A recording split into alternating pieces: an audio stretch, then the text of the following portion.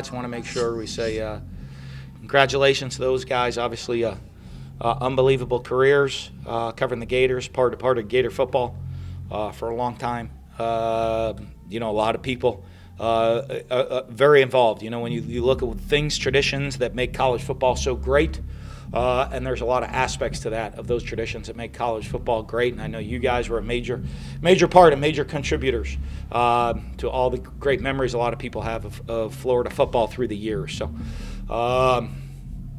congratulations, and wonders that, all of a sudden now we're heading to play. Somehow we're playing Tennessee, up in Tennessee, possibly with it snowing in mid-December, and you guys just happen to be hanging in Florida in the sunshine. Huh? Timing. Amazing how that works. So what do you guys got? Pat, lead us off. Dan, can you just talk about, it seemed like a similar game to what we've been seeing in terms of your defense struggling, and then all of a sudden the second half really turning it on. They gave up 21 points until you put the backups in. 21 yards in the second half until you put the backups in. Well, I think that shows, our defensive coaches, we have good defensive coaches, and we have defensive guys that take a lot of pride in what they're doing. And I think, we came out, we didn't play very well to start the game. I'm not going to say we played bad. I just don't think we played very well. Still only gave up 10 points in the first half, and got a stop right before half that allowed us to get the score and take the lead and take the advantage. But I think our players, I think they understand that. They look and they sit there and say, hey, that's not the best we can play. And our coaches understand that too. And, hey, we got to make some adjustments, make sure we make the adjustments for what they're doing. I think, Todd, we went through that at halftime. This is what they're, teams come in, and the game's so much about adjustments. People are going to come in and have some different wrinkles and some different changes and do different things each week. I think our guys came in, made a great adjustment, and our guys came out really motivated in the second half. I think they were probably a little disappointed with how they played in that first half, and that was Gator defense really from the last 2 minutes, that last drive of the first half on. That was what we expect Gator defense to look like.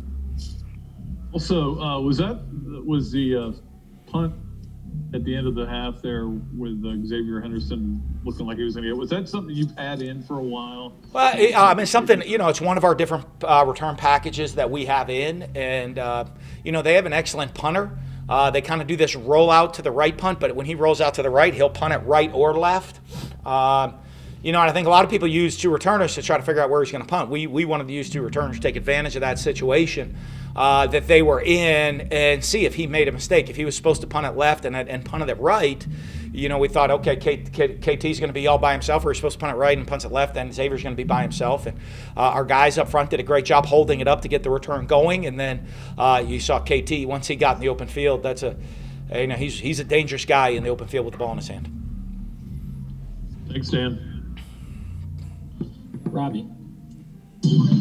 Hey, Dan. Thanks for the kind words. Absolutely. I was just wondering, was today another example of how impactful Kyle Pitts is in this offense? Yeah, it is. It's, you look at the different weapons we have, and obviously he's one of our weapons that's out there, and he's a dangerous matchup for guys on defense.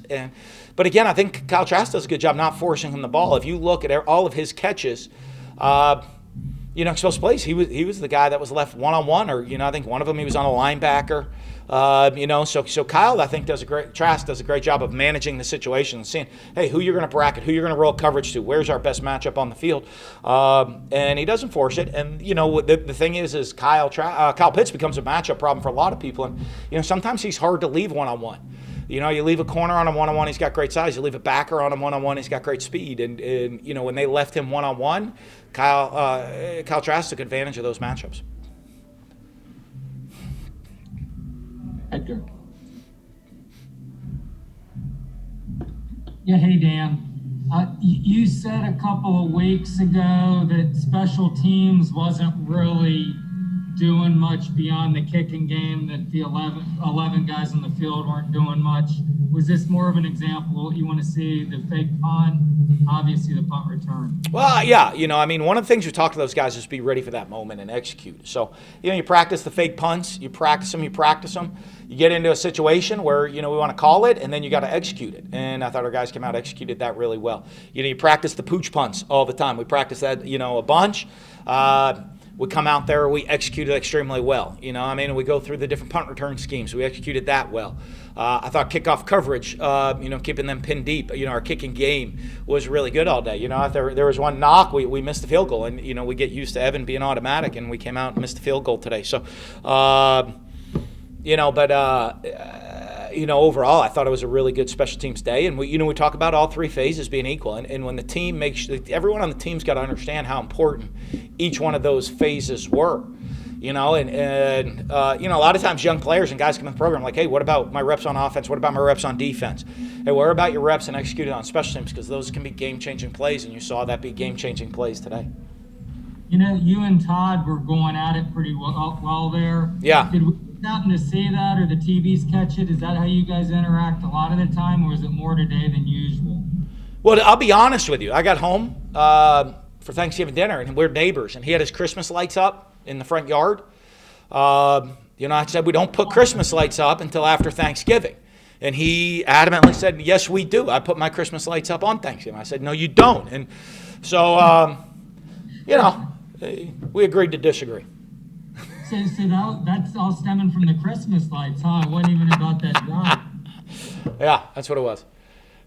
No, I think I think you get after it. It's just having the different discussions compared to the people. But I think you look at the job that they came in at halftime, and looking at how Kentucky was trying to attack us and came in and really kind of shut them down early. We were able to get a lead, and then that gets Kentucky out of their whole game plan of trying to really slow everything down and milk the clock. Thanks, Dan. Mark Lum. Hey, Dan.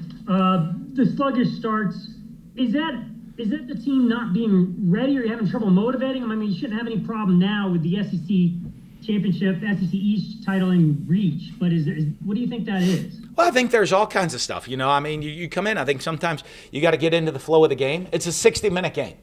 And you're getting into the flow of the game and getting in to see how they're going to play us. What adjustments are they making? How differently are they playing us than what we prepared for? These guys, you look offensively. These guys played us, the last couple of weeks. Teams that have never played dime played us in 6 DBs every single play. So we got to make adjustments. Today, they played us in base personnel most of the day. So you're making the different adjustments. Defensively, you're finding where formation they're trying to go to use to attack our defense. Okay, what are their plays they want to try to attack our defense with, and then we got to make the adjustments to it. So, trust me. I know I'm a perfectionist. I want to come out and we absolutely dominate. They never gain 1 yard from the first play to the last, and we average 15 yards per play every single play of the game. But that's not a reality. It's a game of adjustments, and it's a long fourth quarter game. And I think if you look at what we've been able to do during the season, both the players, especially with the coaches, is make adjustments during how the game's being played, how it's being played out, and finding a way to win pretty convincingly.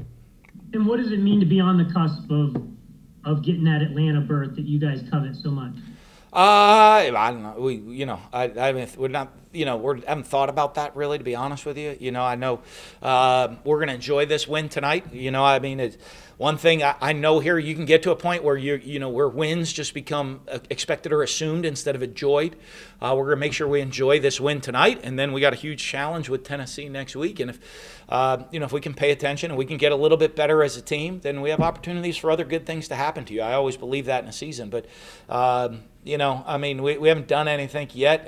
We're where you like to be, which is in first place, controlling our own destiny. But we don't want to get to a situation where we don't do that. And how that happens is we don't prepare, we don't improve, we don't get better, we don't get ready to play a tough Tennessee team in Knoxville next week. Matt Baker. Hey, Dan, what was the thought process on going into the decision to fake the punt there in the first quarter? We've practiced it. It looked pretty good in practice. Looked like a good situation to go run it right there. Good down and distance. Most good fake punts happen a little bit deeper. It's not really. It's hard to fake a punt sometimes at midfield because on 4th and 1 at midfield because they got the defense still standing there on the field. So it was just the right. We looked at the right situation, and Greg Knox made a great call, and in that type of situation. Thank you. Cassidy. Hey, Dan. Can you hear me? I got you. I know you congratulate, or you said good for Kyle not forcing stuff to Pitts, but just what sort of difference does it have to does it make to have him back? I mean, right at the beginning of the game, I think, what was it, first drive, the 56-yarder over the middle, 38 yards of it was his. All 3 touchdowns today, 2 picks. Just how does the playbook change when he's back in there? Well, I think it's huge. Just, I mean, I think he's a great weapon. I don't know if the playbook changed a whole lot for what we've done. And you look at what Kamori and what Zip were able to do. And, when he was out, I just think he's such a dynamic playmaker that, he can turn some smaller gains into pretty explosive big plays. And I think he does an amazing job of doing that. And just he creates matchup problems for you. So, and if he's hard to deal with one-on-one. And if you get him one-on-one, we can take advantage of it. And if you're going to take him away, then I think everybody's seen we have a lot of different weapons on the offensive side of the ball that can attack you. I think Kyle just shows what he's all about. I think he would go 21 of 27, 256, and 3 touchdowns today. And again, people might look at it like, okay, that was just a good day. I mean, that's a lot of quarterbacks in the country jumping up and down for that type of day. But it shows our guys, and then all of a sudden, Emory comes in, goes 4 for 4 passing. Just shows the preparation of our guys preparing, not trying to force, just take what defense gives you and managing the game. Goldie. Yeah, Dan, obviously when you see what you guys were able to do defensively in the second half, the special teams kind of showed up today, what your offense is capable of. It does seem like you guys haven't really found a level of consistency within a complete game yet. How close, I guess, do you feel like you guys are to kind of putting that all together within one game? We'll see. I agree with you. I don't think we've played a complete game yet. I don't think complete games are hard to get, but I mean, our goal, we're not looking to peak as a team in the midpoint of the season, or in the kind of the middle part of the season. We got to continue to improve, continue to get better, and our job as coaches is to make sure we're coaching, teaching, and motivating our guys to get better.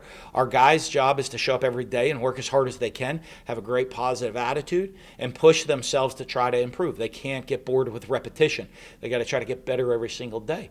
And that's really the ultimate goal of every team, is to do that and continue to push and continue to improve. So, every week you can see things we do better, and see things that we took a really good stride here, or maybe we kind of just were didn't do much, didn't improve much, but in certain areas and improve greatly in other areas. So we want to keep doing that and keep getting better, so that as the season goes on, when you get late part of the season is when you want to peak and you're playing your absolute best and you're playing great in 3 phases of the game.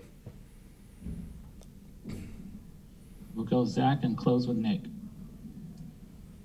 Hey, Dan, I don't know how much you saw this during the week, but some of Kentucky's defensive backs had some trash talk for Kyle Pitts. How much do you think he gets motivated by stuff like that? I'm sure he goes out every Saturday with a target on his back. Yeah, well, I don't know. If they did it, but they didn't. If you're in trash talk, you probably back it up. I don't know if it motivates. I think he's just. I know Kyle Pitts is an extremely motivated person to push himself to be a great player every day. Maybe that was probably why I had to warn him about some of the talk celebration afterwards, after the officials came, and he kind of, after he made his 3 touchdown catches, we kind of letting him know. I didn't know that, so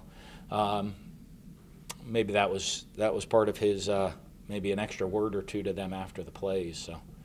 But I know him. I know Kyle's an extremely self-motivated guy to push himself to be great. And then your defense getting 3 interceptions today, how big was that for them? And just maybe a confidence booster? Well, it was huge. I think for us, I don't think, we haven't been creating turnovers maybe to the level that we want to during the course of the season, and to come out there and create the turnovers the way we did, all huge plays.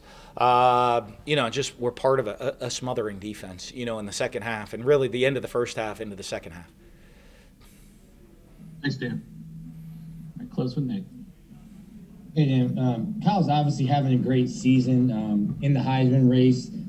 Do you think he's putting up those kind of numbers, having that kind of season that he should be, up there with the other guys being talked about the Heisman? Well, he's certainly putting up the numbers for that, and we're winning. And so I think he checks a lot of those boxes right now. There's still a lot of football to be played, though. So,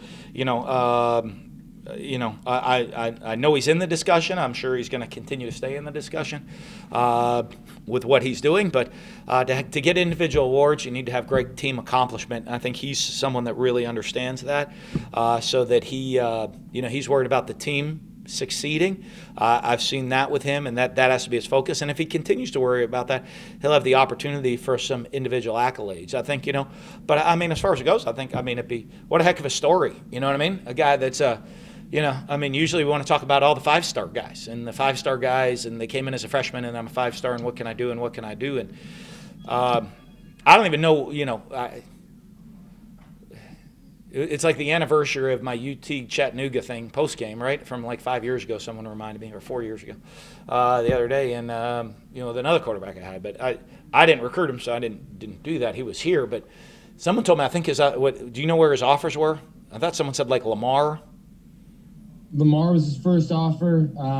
Houston Baptist. Houston Baptist. And Lamar is like not an individual recruiting guy. It's not like a guy on a staff somewhere. It wasn't like Lamar. No, that wasn't Mr. Lamar. It was the university, yeah. Lamar University, and Houston Baptist.